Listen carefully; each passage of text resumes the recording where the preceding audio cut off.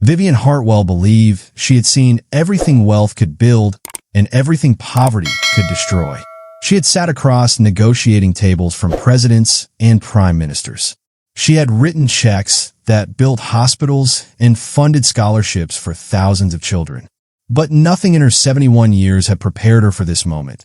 Standing in a homeless shelter on the south side of the city, staring into the eyes of a boy who should have never known what hunger felt like. Before we go any further, I need you to hit that subscribe button right now, because what you're about to hear will change how you think about family, trust, and the lies people tell for money. Turn on those notifications because stories like this don't just deserve to be heard, they need to be shouted from the rooftops. This is about betrayal at the highest level, about a child's stolen childhood, and about a grandmother's mission to uncover a truth that had been buried for 13 years. Now let's dive into what really happened. The shelter dorm stretched out before her like something from a different world. Metal bunk beds lined both walls, their frames cold and institutional, each one made with military precision. Folded gray blankets sat at the foot of every bed. The fluorescent lights overhead hummed constantly, casting everything in a harsh, unforgiving glow. The air smelled of industrial detergent mixed with something else, something Vivian couldn't quite name, but instinctively recognized as survival. This was a place where people came when they had run out of options, when every door had closed, when the world had decided they were invisible. And there, standing in the center of it all, was Eli. He clutched a worn backpack against his chest like it was armor, like it was the only thing standing between him and complete dissolution. The backpack was faded blue, the kind you could buy at a dollar store, with one strap held together by safety pins.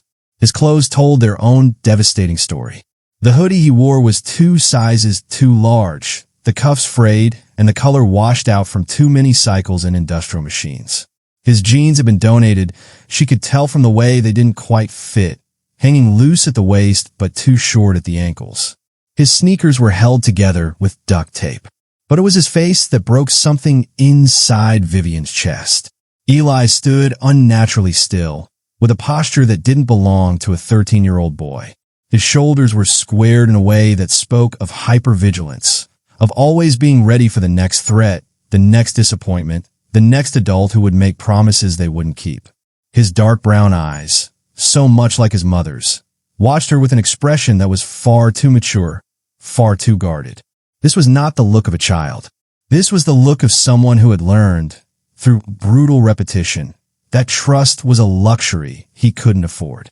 Vivian had dressed that morning in her usual armor, a tailored navy suit from a designer whose name most people couldn't pronounce, pearl earrings that had belonged to her own grandmother, and Italian leather heels that clicked with authority on marble floors. She had dressed to intimidate, to command respect, to remind people that Vivian Hartwell was not someone to be trifled with. But standing in this shelter, surrounded by the evidence of systemic failure and personal tragedy, her expensive suit felt obscene. The contrast between them was almost unbearable. She represented wealth beyond most people's imagination. He represented everything that wealth was supposed to prevent. This wasn't a volunteer visit. This wasn't some charitable photo opportunity where she would hand out supplies and feel good about herself. This wasn't a moment she could walk away from and return to her penthouse overlooking the lake. Her grandson was living here. Not visiting, not volunteering, living. The boy who should have been attending the finest private school in the state was sleeping on a metal bunk bed in a room with 40 other people. The child who should have been taking piano lessons and traveling to Europe for summer vacation was eating from a soup kitchen. The grandson of a woman worth $4.7 billion was wearing donated clothes held together with safety pins and tape. The unspoken question formed in Vivian's mind before words could catch up to thought. A question so massive and so terrible that it seemed to fill the entire room, pressing against the walls and stealing the oxygen from the air. How? How had this happened? How had 13 years passed with her sending money every single month? Never missing a payment, never questioning, never doubting. How had the system she had trusted so completely failed this spectacularly?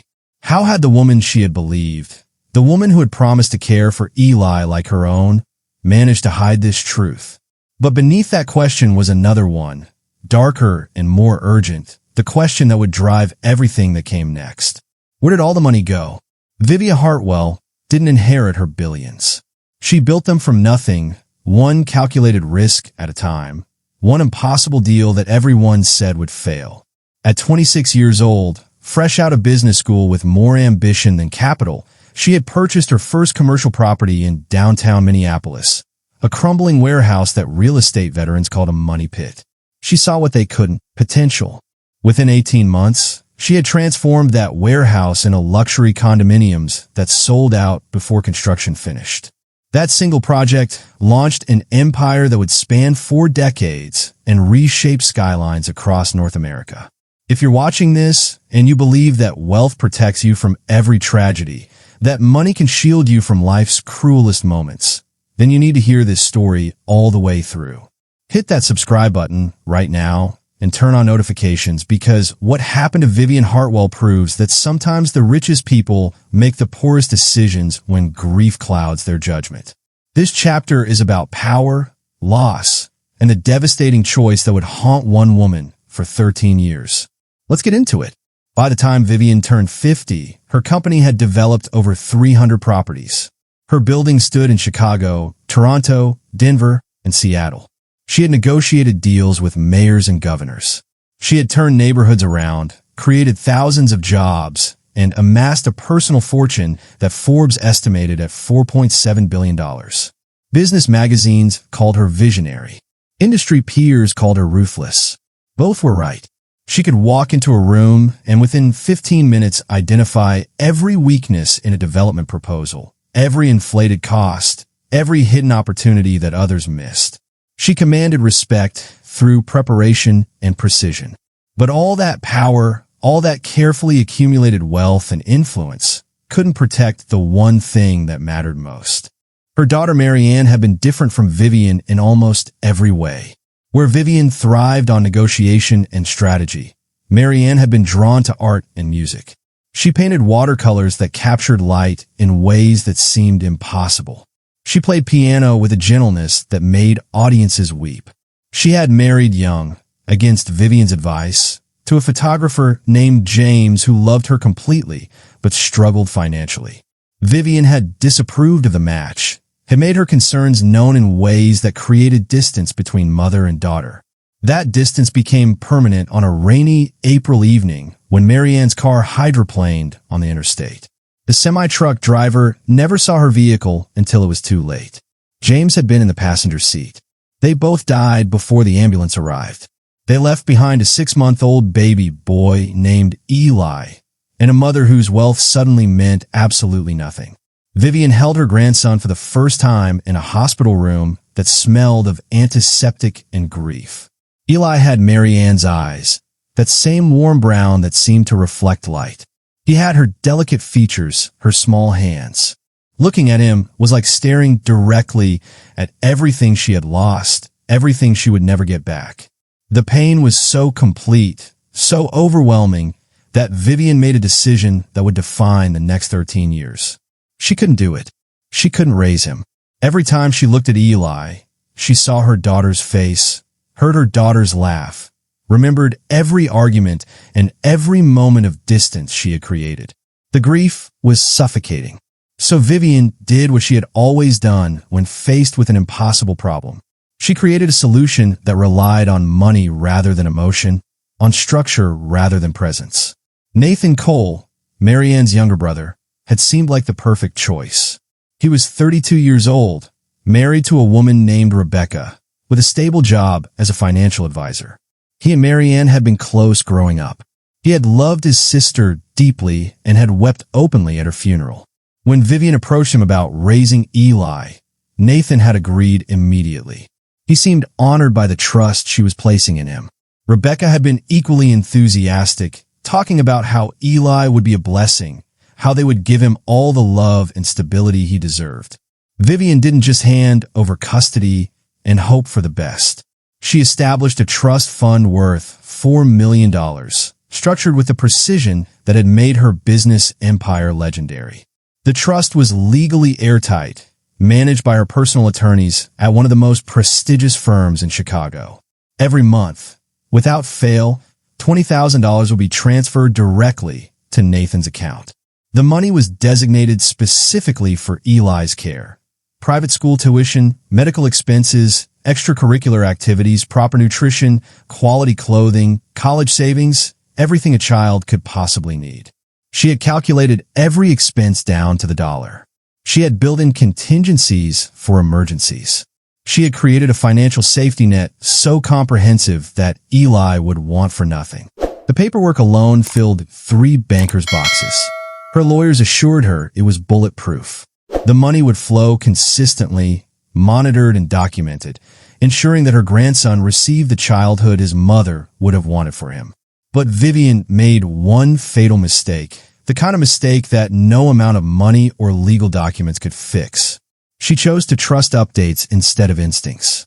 She accepted monthly emails from Nathan describing Eli's progress, soccer practice, school performances, birthday parties, family vacations. She looked at photographs that showed a smiling boy in what appeared to be a comfortable home. She believed the carefully constructed narrative because believing it was easier than confronting her own absence, easier than admitting that she had chosen distance over presence, money over love. For 13 years, Vivian never visited. For 13 years, she never questioned whether the reality matched the reports. For 13 years, she trusted that $4 million could replace what only a grandmother's presence could provide. She was catastrophically wrong. The emails arrived like clockwork for the first 7 years. Every month, sometimes twice a month, Nathan would send Vivian carefully composed updates about Eli's life. The messages were always polite, always positive, always just detailed enough to feel genuine. Eli scored 2 goals at his soccer game today. You should have seen his face light up. Or, Eli's teacher says he's reading at a 5th grade level already. Marianne would be so proud. The emails painted a picture of a happy, thriving child surrounded by love and opportunity, exactly what Vivian needed to believe. Before we go further, I need you to understand something crucial about betrayal. It doesn't usually announce itself with dramatic reveals. It creeps in slowly, hiding behind smiles and reassurances until the truth becomes impossible to ignore. If you want to see how far people will go when they think nobody's watching, you need to subscribe right now and turn on those notifications. This chapter reveals how silence can be the loudest lie of all, and how one woman's growing unease finally shattered 13 years of deception. Let's dive into what really happened. The photographs that accompanied those early emails showed a boy growing up in what appeared to be comfort. Eli at birthday parties with cakes decorated with superheroes. Eli in a backyard on a swing set. Eli dressed in a school uniform, standing in front of a brick building. Rebecca appeared in some photos, her arm around Eli's shoulder, smiling at the camera. Nathan sent holiday cards with family photos. The 3 of them posed in coordinating outfits. Everything looked exactly as Vivian had hoped it would look. But around year 8, something shifted. The emails became less frequent. Instead of twice monthly, they arrived every 6 weeks, then every 2 months. The details became vaguer, less specific. Eli's doing well in school replaced the earlier enthusiastic descriptions of academic achievements. He's staying busy with activities replaced mentions of specific sports or clubs. The photographs became less polished, more generic. Instead of candid moments that captured personality, they showed Eli standing stiffly, his smile not quite reaching his eyes. By year 10, the updates had slowed to a trickle. Vivian would sometimes wait 4 months between emails. When she reached out directly, asking specific questions about Eli's high school plans or whether he needed anything, Nathan's responses were brief and dismissive. Everything's fine. He has everything he needs. You don't need to worry. The reassurances felt hollow, scripted, like someone reading lines they had memorized but no longer believed. Vivian told herself she was being paranoid.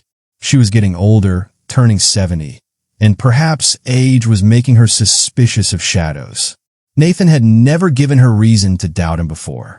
The money transferred on schedule every single month without interruption. Her accountants confirmed that Nathan withdrew the funds regularly. Everything appeared normal on paper, and Vivian had built her entire empire on trusting what the numbers. But instinct is a language that speaks louder as we age, and Vivian's instinct was screaming that something was catastrophically wrong. The unease grew from a whisper to a roar she could no longer ignore. She began having dreams about Marianne, her daughter's face appearing with an expression of desperate pleading. She would wake at 3 a.m. with her heart racing, unable to shake the feeling that she had failed in some fundamental way. Finally, 3 months before that moment in the shelter, Vivian made a decision. She contacted Devin Reynolds, a private investigator her company had used for background checks on potential business partners. She expected him to confirm minor issues, perhaps that Nathan had been exaggerating Eli's accomplishments, or that the living situation wasn't quite as comfortable as the email suggested. She anticipated embarrassment, not devastation. Devin's investigation took 6 weeks. When he finally requested a meeting, his voice on the phone carried a weight that made Vivian's hands tremble as she scheduled the appointment. He arrived at her downtown office on a gray October morning, carrying a manila envelope that seemed too thin to contain anything significant. But significance isn't measured in pages. The photographs he spread across her mahogany desk destroyed 13 years of carefully maintained belief in 30 seconds. Eli in a sheltered dorm, standing beside a metal bunk bed with a donated blanket folded at the foot. His backpack clutched against his chest like armor. His clothes clearly secondhand, too large in some places, too small in others. His face showed an expression no 13-year-old should wear, a mixture of wariness and resignation that spoke of betrayal so complete it had rewired his understanding of what adults are capable of. Another photograph showed Eli in an industrial kitchen, washing dishes alongside adults twice his age. Soap suds covered his thin arms. His head was down, focused on his work with the intensity of someone who understood that missing a spot might mean missing a meal. A third image captured him sleeping on a narrow cot in a room crowded with dozens of other people. Even in sleep, his body was tense, curled protectively around that same worn backpack.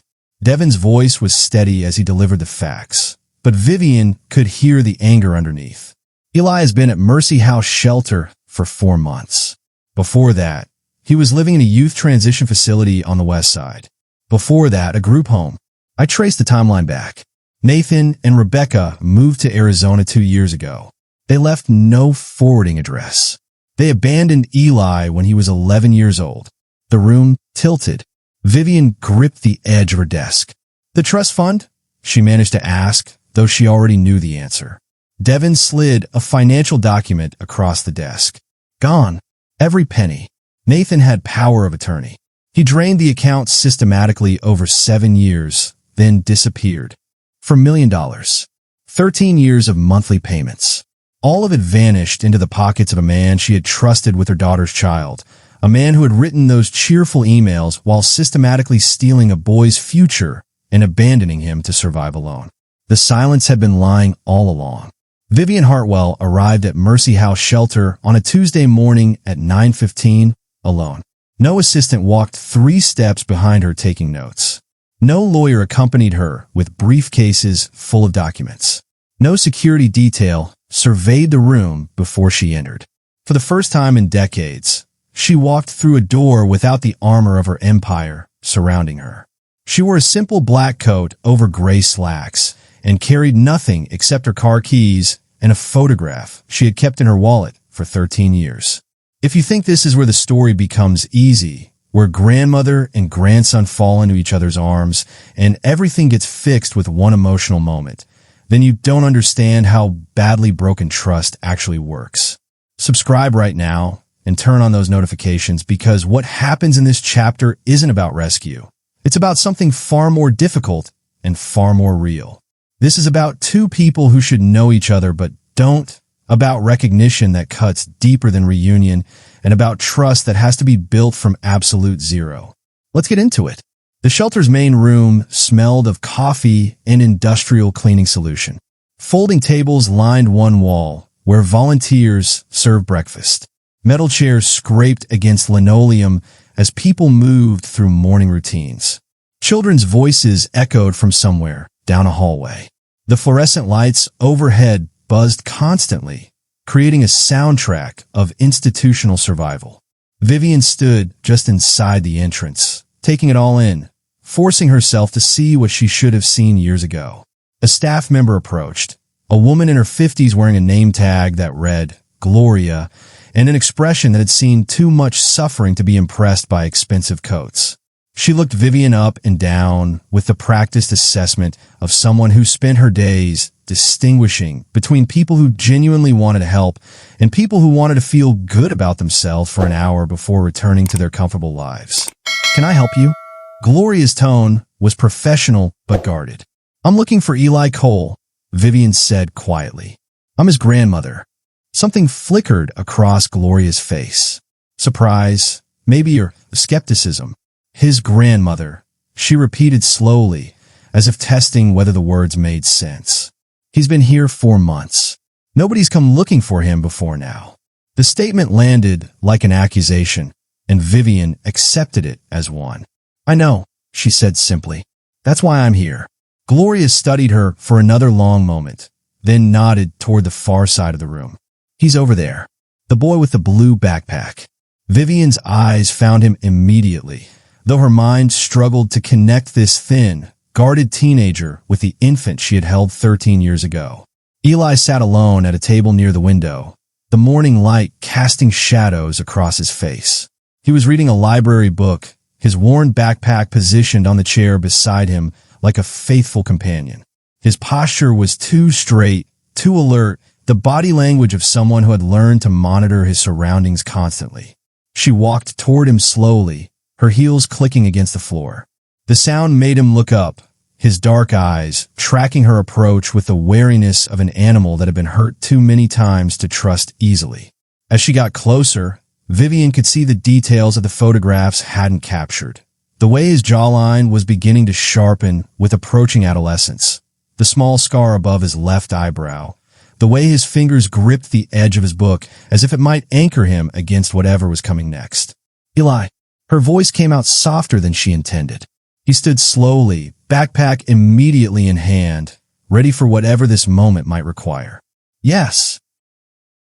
Up close, the resemblance to Marianne was devastating. The same eyes, the same delicate bone structure, the same slight dimple in his left cheek. But where Marianne's expression had been open and warm, Eli's face was closed, carefully neutral. He looked at Vivian without recognition, without any spark of connection. Why would he recognize her? She was a stranger who happened to share his DNA. "My name is Vivian Hartwell," she said, keeping her voice steady through force of will. "I'm your mother's mother, your grandmother." Eli's expression didn't change. No relief flooded his features. No tears formed in his eyes. He simply watched her, waiting for whatever came next with the patience of someone who had learned that adults usually disappointed you eventually. "I know this must be confusing," Vivian continued. "I know you have no reason to trust me, but I need you to understand something. I didn't know where you were. I didn't know what had happened to you. I was told you were safe and cared for. I was lied to, and I failed you by believing those lies." "Okay," Eli said quietly. Just that one word, non-committal, revealing nothing. Vivian had negotiated billion-dollar deals with ruthless efficiency. She had stared down corporate raiders and city officials and rival developers without flinching. But standing in front of this 13-year-old boy who should have known her voice, should have grown up calling her grandmother, should have spent holidays in her home, she felt something she rarely experienced: complete helplessness. "I'm not here to make promises I can't keep," she said. "I'm not here to tell you everything will be perfect now. I'm here because you're my grandson, because your mother was my daughter, and because I should have been in your life from the beginning." Eli shifted his backpack from one hand to the other. "Why weren't you?" The question was direct, without accusation, simply seeking information. Vivian had prepared herself for anger, for tears, for dramatic confrontation. She hadn't prepared herself for this quiet gravity, this too mature composure that spoke of survival rather than childhood. "Because I was afraid," Vivian answered honestly. "Your mother died. and looking at you hurt too much. So I made the coward's choice. I sent money and believed that was enough. I was wrong. Something shifted in Eli's expression, subtle but present. Not forgiveness, not even acceptance, but perhaps the smallest crack in the wall he had built around himself. Recognition that this woman, this stranger in expensive clothes, had just offered him something rare. The truth without decoration. What happens now? Eli asked. Now, Vivian said, we figure out together. If you're willing.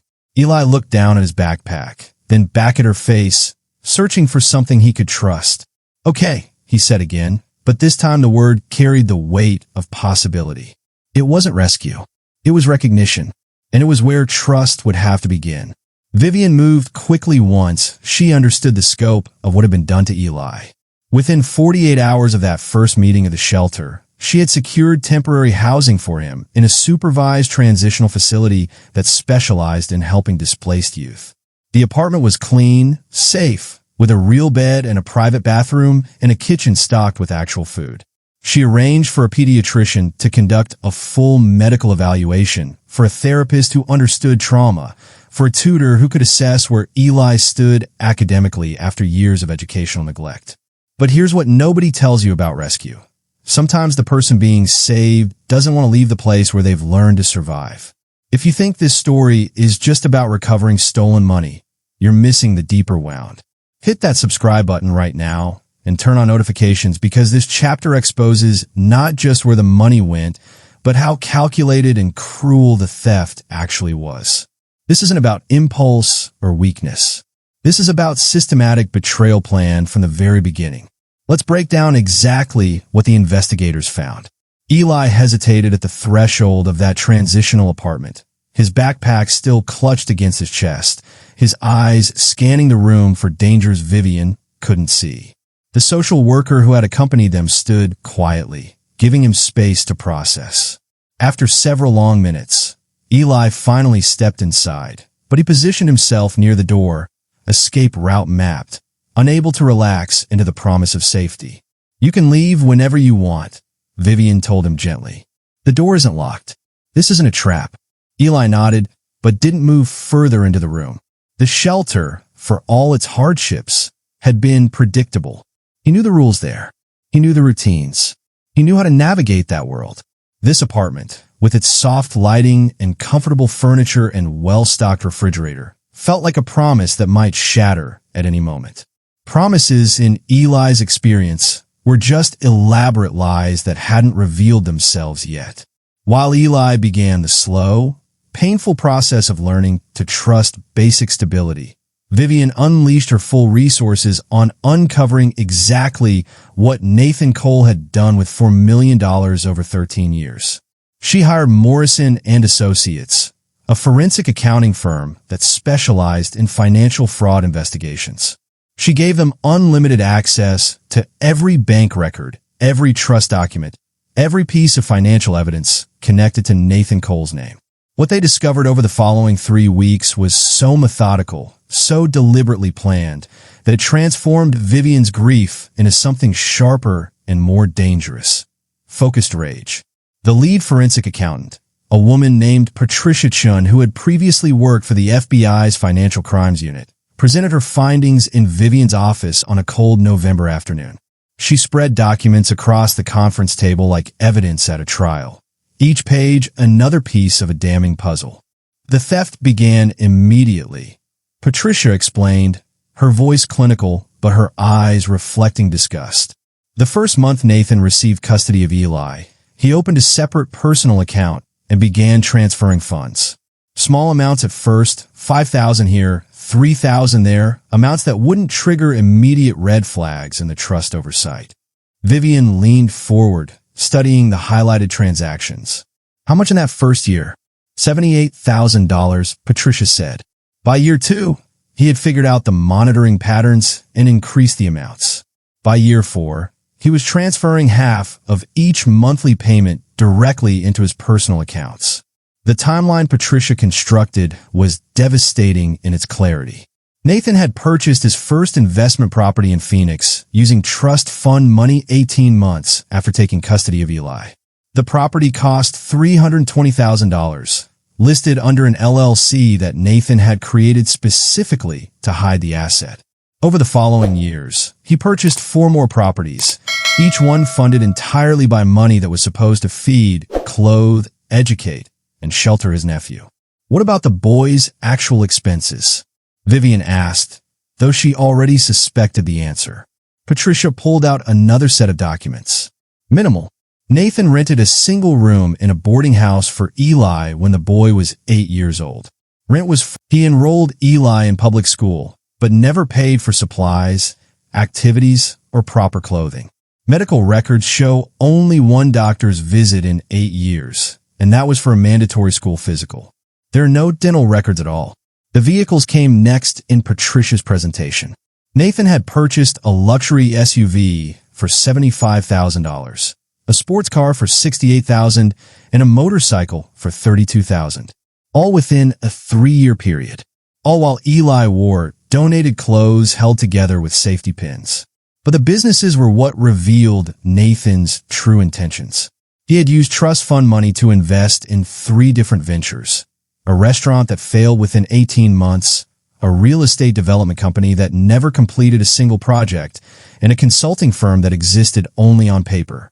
Each business served as a vehicle to launder Eli's money into Nathan's pocket, creating a complex web of transactions designed to obscure the theft. The isolation was deliberate, Patricia continued, pulling out another set of findings. Nathan moved 3 times during the custody period, each time to a different school district. Eli never stayed in one school longer than 18 months. He was never enrolled in activities that required parental involvement. He was kept away from anyone who might ask questions or notice inconsistencies. Vivian's hands had formed fists on the table. Nathan knew exactly what he was doing from the beginning. Yes, Patricia confirmed. This wasn't opportunistic theft. This was a comprehensive plan to extract maximum value from a child who had no ability to advocate for himself. Nathan positioned Eli as a renewable resource, a monthly income stream that required minimal investment to maintain. The educational neglect was equally calculated. While Nathan's own 2 children attended private schools costing $40,000 annually each, Eli was moved between underfunded public schools where overcrowded classrooms and overworked teachers couldn't track one quiet boy who never caused problems. By the time Nathan abandoned him completely at age 11, Eli was reading at a 3rd grade level despite being naturally intelligent. He had never learned basic math beyond addition and subtraction. He had no understanding of history, science, or geography beyond what he picked up from library books he read alone. The total amount stolen? Vivian asked. $3.9 million, Patricia said. Nathan left approximately $100,000 in the trust when he disappeared, likely to avoid complete legal exposure. But functionally, he took everything. Eli was never meant to benefit from his grandmother's wealth.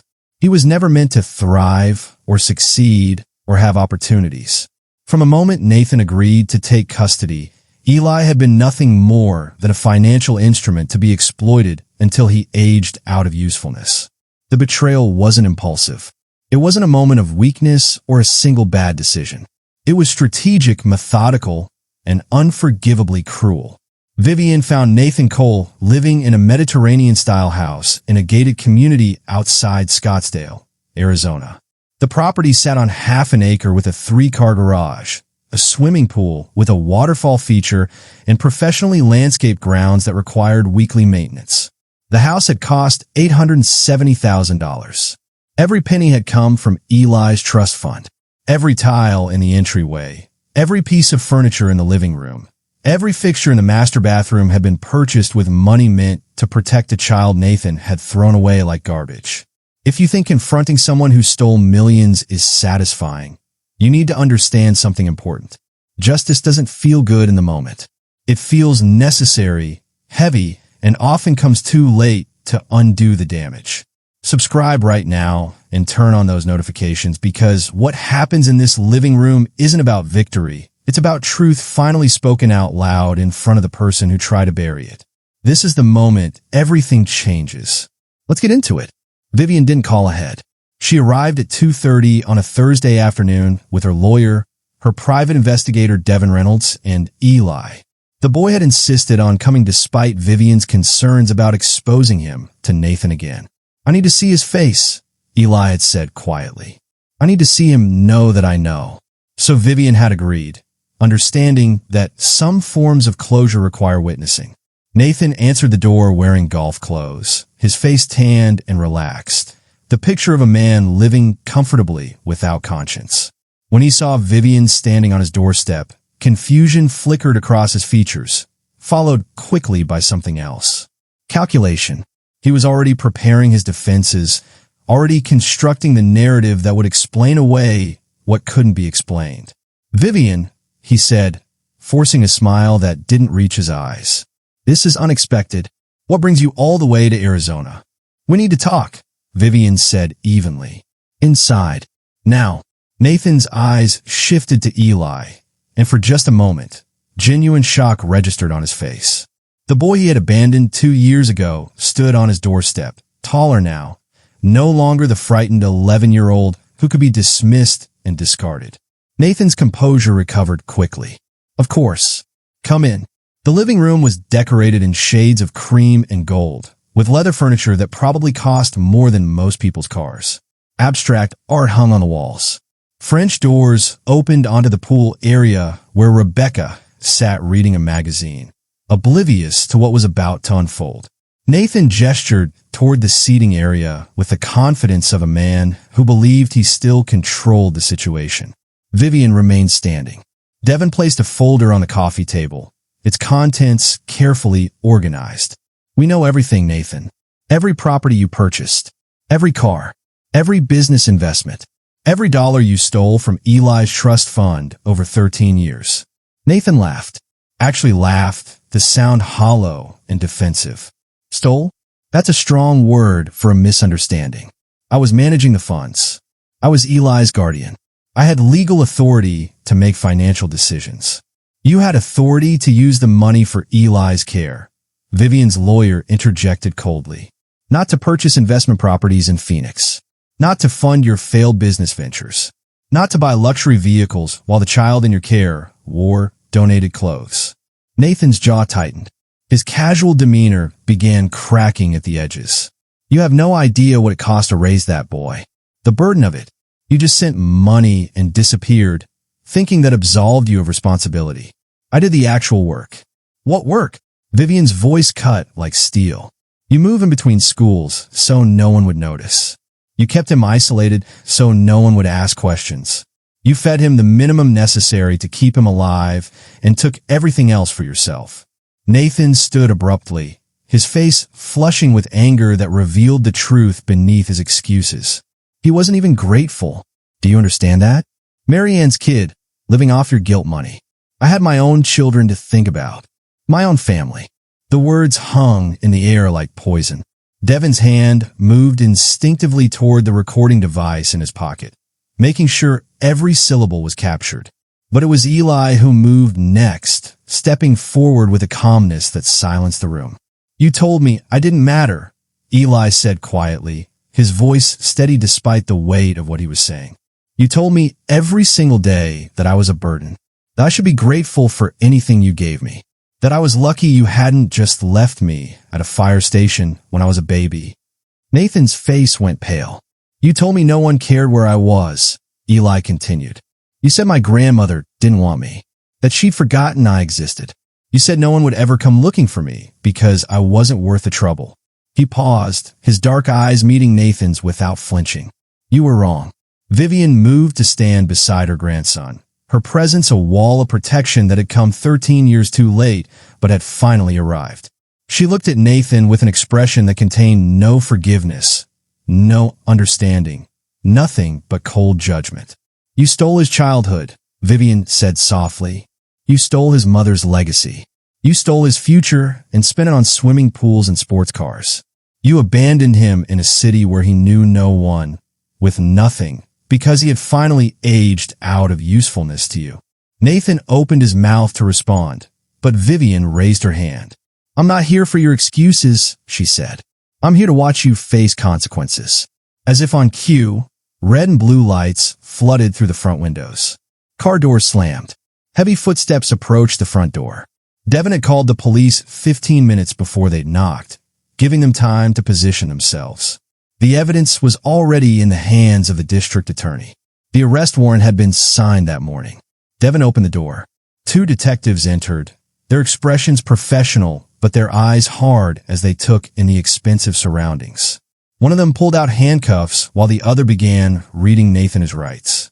Nathan Cole, you're under arrest for felony theft, embezzlement, child endangerment, and fraud.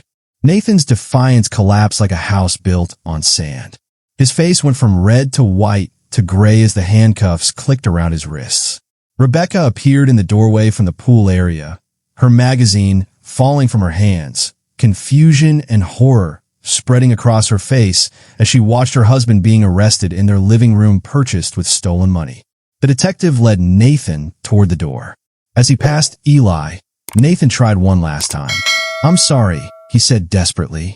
"I never meant for things to go this far." You're not sorry," Eli said calmly. "You're caught. There's a difference." Nathan was led outside, placed into the back of an unmarked car, and driven away. Vivian stood at the window watching until the vehicle disappeared, her hand resting lightly on Eli's shoulder. Eli exhaled slowly, a long breath that seemed to release 13 years of weight. No smile crossed his face. No tears of relief fell. This wasn't celebration. This was simply the end of one chapter and the terrifying, uncertain beginning of another. "It's over," Vivian said quietly. "No," Eli corrected her gently. "Now it starts." The legal process took 9 months. Nathan Cole pleaded guilty to 8 felony counts including grand theft, embezzlement, child endangerment, and fraud. He was sentenced to 12 years in federal prison with no possibility of early parole. Rebecca, who prosecutors determined had known about the theft but hadn't directly participated, faced civil penalties and was required to surrender the Arizona house along with 2 investment properties. The court ordered full asset seizure of everything Nathan had purchased with Eli's trust fund money. But here's the truth about justice that nobody wants to admit. You can recover money, you can punish the guilty, but you cannot give back stolen time. If you've stayed with this story all the way to the end, then you understand that this isn't really about the money at all. Hit that subscribe button and turn on those notifications because this final chapter is about what happens after the arrests, after the headlines, after the moment when everyone stops watching and real life begins. This is about transformation, about turning survival into purpose, and about rewriting an ending that should have been tragic. Let's finish this story the right way. Through asset seizure and liquidation, Vivian's legal team recovered approximately $2.1 million of the original $4 million. The remainder had been spent, wasted on Nathan's failed businesses and depreciated vehicles and lifestyle expenses that left no recoverable value. The recovered funds were placed into a new trust, this one managed directly by Vivian with oversight from 3 independent trustees and a requirement for quarterly audits. Eli would have access to the money for education, housing, and living expenses, with full control transferring to him at age 25. But the money, Vivian had learned too late, was never the answer. It was only a tool. Eli enrolled at Lincoln Academy, a private school known for its support of students with unconventional educational backgrounds. The school didn't pressure him to catch up overnight to his peers. Instead, they assessed where he actually was, not where he should have been, and build a customized learning plan that acknowledged both his gaps and his strengths. He tested below grade level in math and writing, but above grade level in reading comprehension and critical thinking. He had taught himself more from library books than most people learned in formal classrooms. His history teacher, Mr. Kwan, noticed within the first week that Eli absorbed information differently than other students. Where they memorized dates and facts, Eli looked for patterns, for the why beneath the what. "You think like someone who's had to figure out the world on your own," Mr. Kwan told him one afternoon. "That's not a deficit. That's a skill." Eli moved into Vivian's penthouse overlooking Lake Michigan 3 weeks after the confrontation in Arizona. The apartment had 12 rooms, floor-to-ceiling windows, and more space than one person could possibly need. Vivian gave Eli his choice of bedrooms. He picked the smallest one, the one farthest from the main living areas, the one with a door that locked from the inside. She didn't argue. She understood that feeling safe required control over your environment, especially when every environment before had proven unsafe. The warm blue backpack came with him. It sat on a chair in his room, still holding the few possessions he'd carried through shelters and group homes. Vivian offered to buy him new things, to replace everything. Eli declined. "I'm not ready to let it go yet," he said quietly. "It reminds me I survived." Vivian nodded and never mentioned it again. Some things aren't meant to be replaced.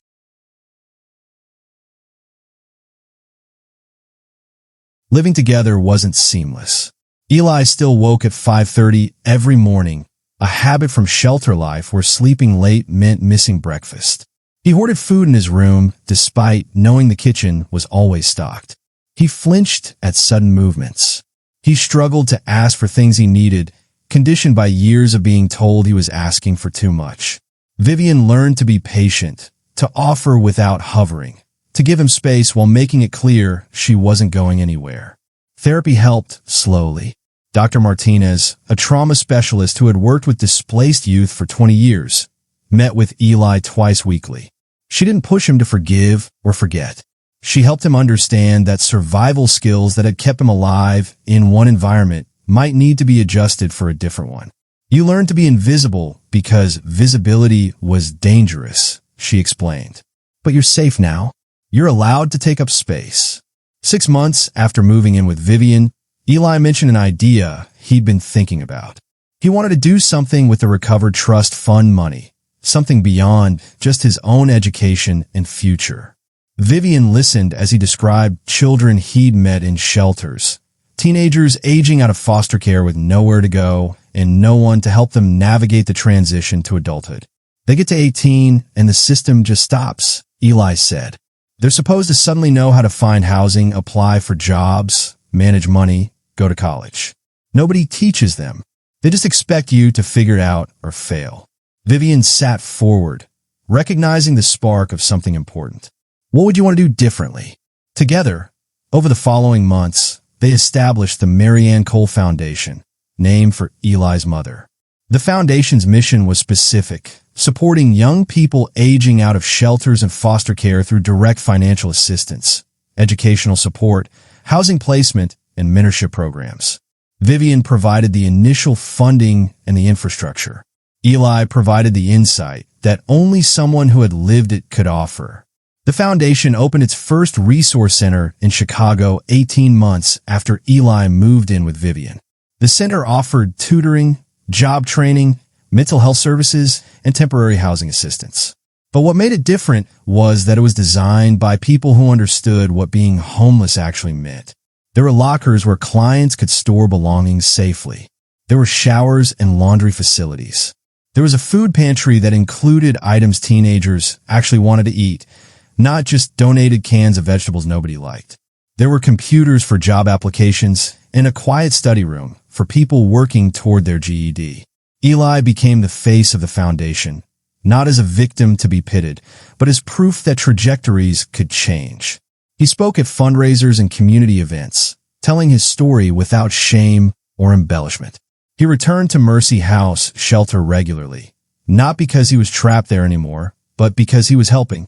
Gloria, the staff member who had been there the day Vivian first arrived, recognized him immediately when he walked through the doors 6 months after leaving.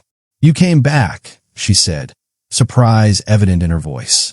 "I came back," Eli confirmed, "but differently. Justice couldn't undo 13 stolen years.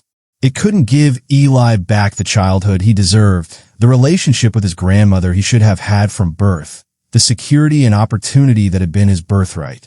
The trauma didn't disappear because Nathan went to prison. The damage didn't reverse because money was recovered. But justice could do something else. It could rewrite the ending. It could transform a story of abandonment into one of purpose, survival into legacy, stolen years into saved futures for others still trapped where Eli had been. Vivian watched her grandson speak to a room full of teenagers at the foundation's resource center one evening.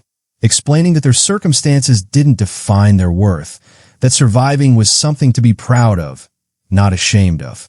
She saw how they listened differently to him than they would to someone who hadn't lived it. This was redemption, not the kind that erased the past, but the kind that refused to let the past be the only chapter that mattered. The story didn't end with rescue. It ended with choice. And Eli chose to make sure no other child would be abandoned the way he was, invisible the way he'd been, forgotten the way he almost remained. That was legacy. That was justice. That was enough.